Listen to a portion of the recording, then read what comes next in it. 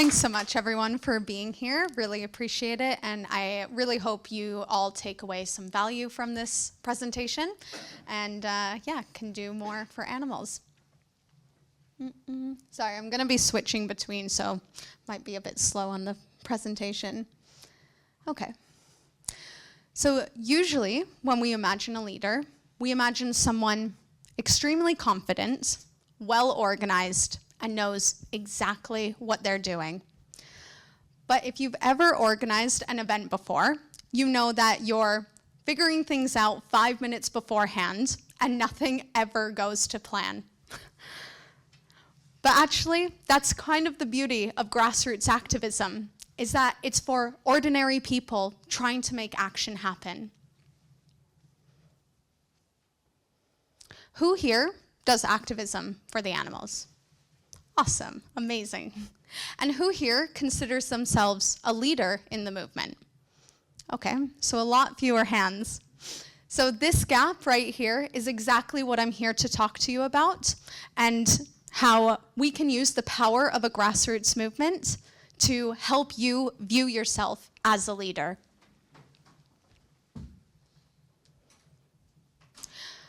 Just to introduce myself a little bit more. So I'm Kirsten. I'm the regional support lead for an organization called We the Free. We are a global street outreach organization specializing in what we call a 3-minute movie challenge, where we invite members of the public to watch 3 minutes of animal agriculture in exchange for a free prize.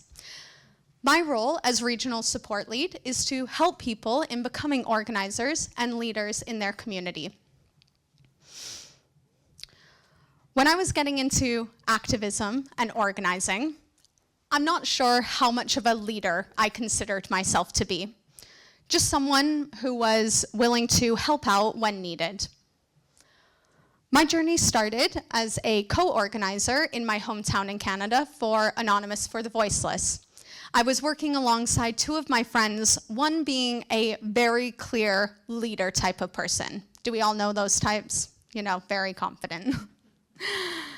And I assumed the role of second in command because that's where I thought I belonged and where I thought I was, where my capabilities lied. A pivotal point for me came when we brought We the Free into our town, and I then became the main organizer for our group.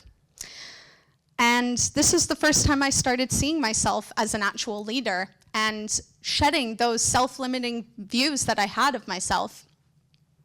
I started to acknowledge that nothing was actually stopping me from implementing my own unique ideas into our movement, and that I too could add value. This was actually a pretty crucial phase for me in my growth as a leader and becoming who I am today. The more experience I gained in leadership roles and organizing, the more confident I felt in taking on more responsibility. This led me into organizing events such as Speciesism or National Animal Rights Day, having never have attended before, and then leading me on to organizing We the Free's biggest event of the year, our National Solidarity Day. And for those of you who don't know, Solidarity Day is one big day of action where all of our teams from We the Free come for a 6-hour-long event.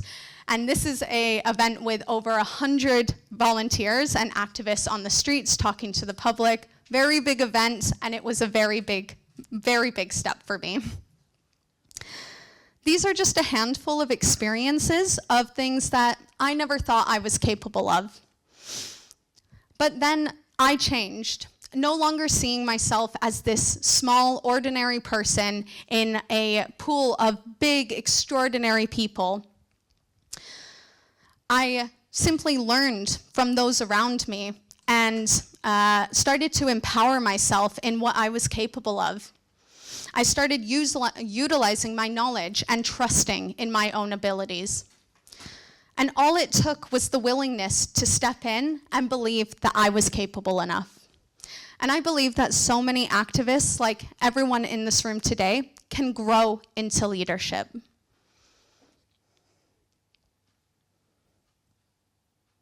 Oh, no.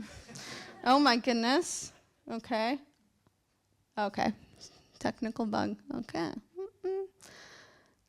No. Okay. Thanks for bearing with me. Okay, here we go. So, the leadership gap is one of the biggest challenges that I feel we face in this movement. It's always powerful when people show up to an event and contribute their time and energy that way. Very much appreciated. But this still relies on a small group of people organizing and leading that action. The real gap isn't a lack of leaders, but it's a lack of people who see themselves as leaders. So many people have the ability and the passion to lead, but they just don't step into that role. And as a result, the responsibility falls on that same group of people. This is reflected in Pareto's principle, where 20% of participants are often carrying 80% of the workload, the leadership, and the responsibilities in movement. Over time, this imbalance takes a toll. Oh. And the same people are carrying increasing pressure, mental load, and responsibility. And without enough people stepping in and helping lighten that load, burnout becomes not just likely, but it becomes inevitable. I'm gonna go back because I have a story to share.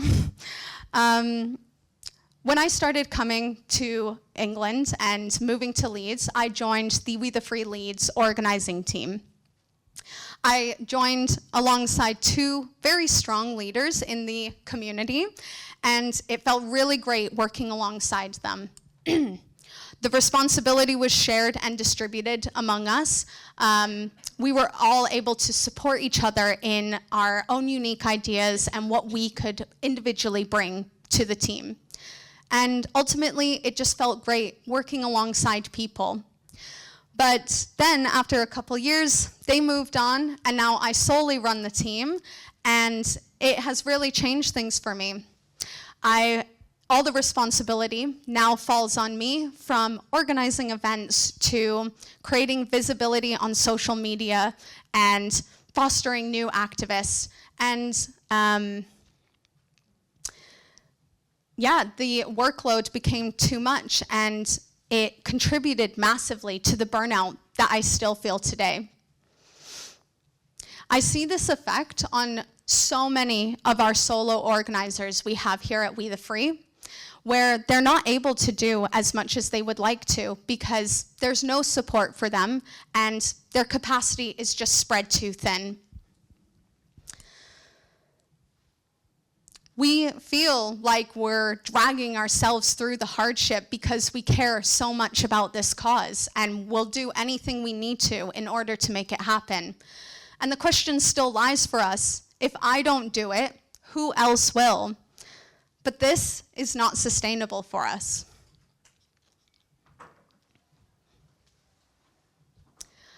One really great thing about being a part of a grassroots movement is that it's for anyone and everyone to join. All of us here are just ordinary people taking action for what we feel is right. And the grassroots movement gives us the freedom to implement any idea that we would like to try out. This can be as simple as protesting with makeshift signs outside of a store, or handing out resources in your local neighborhoods or towns. This can be as simple as showing up at your local vigil and recording video and bearing witness for the animals, or giving out baked goods in exchange for a video. These are all just everyday examples that make a huge impact, but anyone can do. And being a part of a grassroots movement means that we don't need permission in order to go out and do these things. And a lot can be accomplished when we empower ourselves to work as a collective community instead of relying on a few people at the top to make things happen. I am a big believer in community. I'm a very communal person, and I believe in the power of people, as people are at the heart of every social justice movement. To quote Margaret Mead, "Never doubt that a small group of thoughtful, committed citizens can change the world. And indeed, it is the only thing that ever has." If a natural disaster were to happen here tomorrow, we wouldn't solely be relying on our governments to step in and help, but we would act as a community and a collective to help people in need. And this has been shown throughout history. During Hurricane Katrina in New Orleans in the US, when the government was slow to respond and disorganized, local residents stepped in to help out. Everyday people with boats rescued people who were trapped by the flood, and neighbors shared food and offered their homes as shelter for anyone who needed. In the Grenfell Towers fire in London, nearby residents immediately opened their homes and to survivors. Community centers, mosques, and churches became aid hubs, and donations of food, clothing, and other essentials were given by the public. And then in the Mexico City earthquake, thousands of volunteers rushed to help rescue people who were trapped under rubble. People just formed human chains to help clear debris and pass supplies. And citizens coordinated rescue efforts via social media faster than official channels did. All of these examples show that no one needed permission to go out and help where needed. And this is also true for the animal rights movement. Animals are in a constant state of crisis, and there is no system coming to save them fast enough. So this is why we mobilize. We go out and do outreach. We talk to our friends and family. We speak out in public for them, and we build communities of people who want to do the same thing. And this is what grassroots activism looks like. This is where the real power of our movement lies. In moments of crisis, the question is not who is going to do something about it, but rather, what can I do?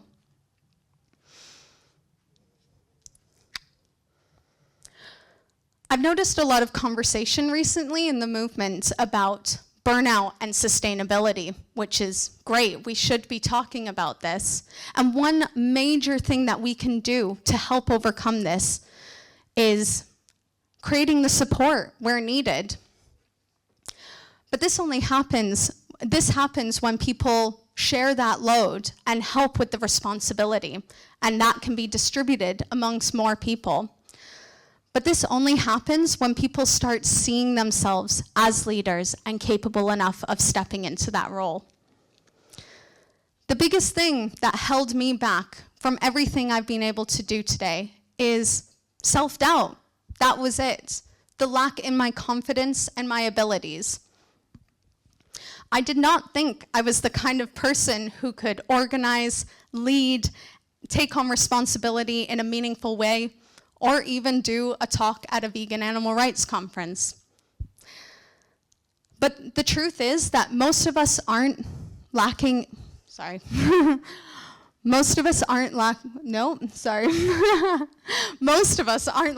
the ability. I thought I had a slide for that. We're not lacking in the ability to do something.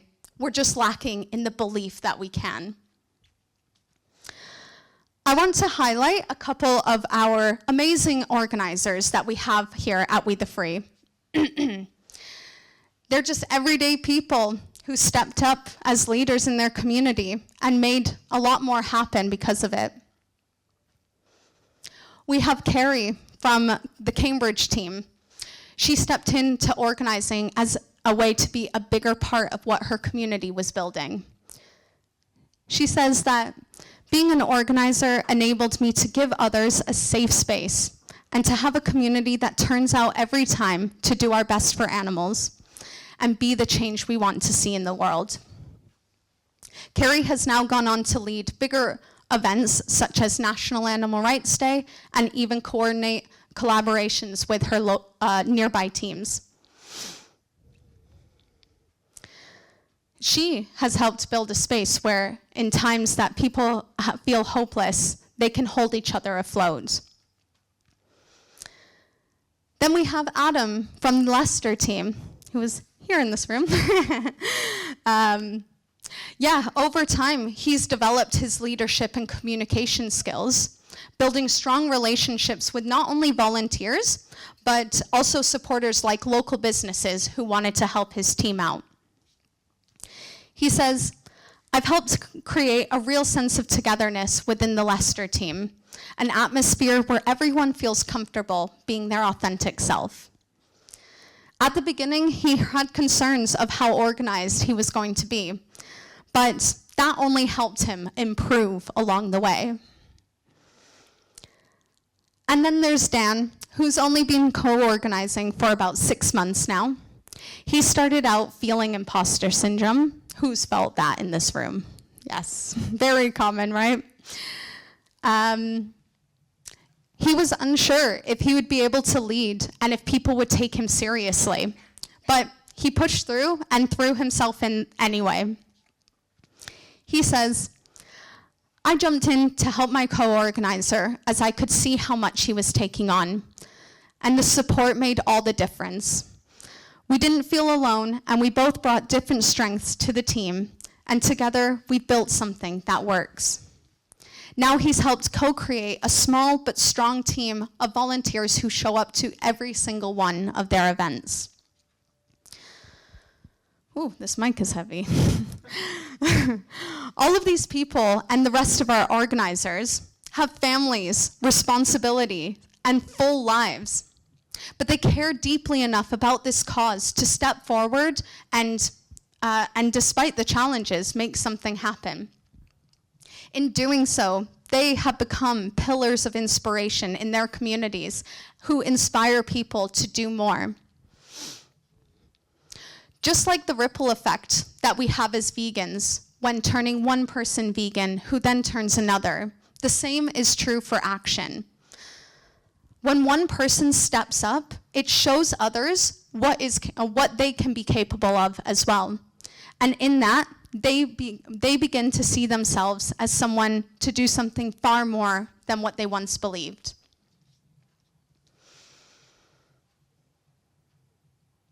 I will not get to that yet. We are at a huge advantage here in the UK, having so many grassroots organizations to help anyone step into that leadership. And many of the most successful movements combine both models of using organizations to provide support, resources, guidance, and other materials needed. But then the grassroots activists, people like all of us in this room, to help bring the creativity, innovation, and action to life. I'd like to highlight the leadership model that we have here at We the Free. It represents not a top-down structure, but a cohesive circle. We follow the constellation model. Volunteers are the stars that shine. They are the light of our movement, each one bringing in a unique energy and radiance to our galaxy. We have the organizers, the constellations who connect and guide. Organizers are the ones who bring people together and give shape to local movements by building teams, coordinating action, and nurturing a culture of support. And then we have the support team, the compass of navigation. The support team helps the movement stay oriented. We aren't above or ahead of anyone, but instead sit in the center and support the wider network to stay aligned with our mission. Our aim is to create the conditions for others to thrive and act as the compass that guides others to find their own way in this movement with clarity, compassion, and confidence. So when we look at a model like this, it becomes clear that this movement doesn't rely on a few members at the top to make things happen, but it relies on all of us. Because leadership in this movement doesn't mean being the most confident person in the room, getting everything right, or knowing exactly what you're doing all the time. It just means simply caring enough to go out and do something and seeing something that needs to be done and saying, I can be a part of that.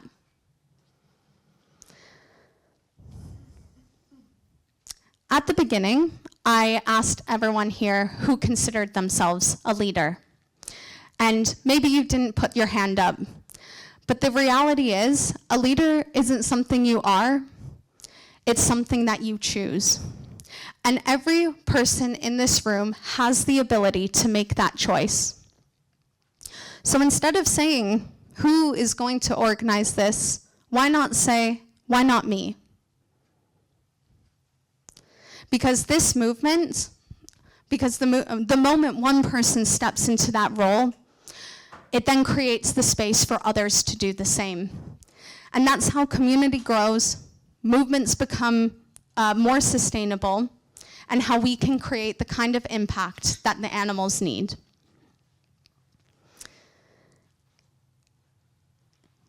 If this talk has inspired anyone here to step forward and take that step into leadership, please come speak to us at the We the Free table, where we can help you become a leader in your movement.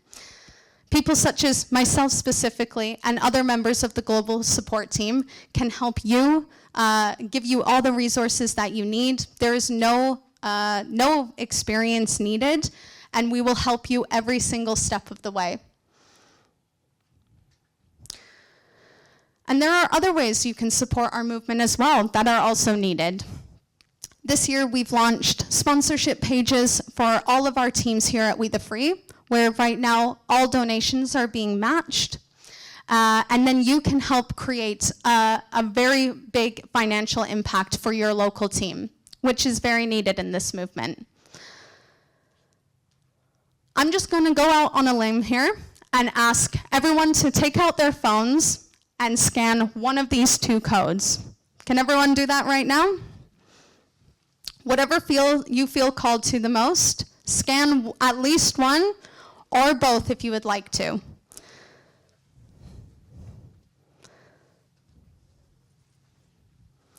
Action is always needed right now. We can never wait and wait for something else to be done. To end my presentation, my invitation all to you is this. Don't wait until you feel ready or you feel confident enough. Start where you are with what you have right now and take that one step forward. Because you might not see yourself as a leader yet, but someone else is waiting for you to. Thank you. Oh, I had a slide for that. I didn't know. Thank you very much.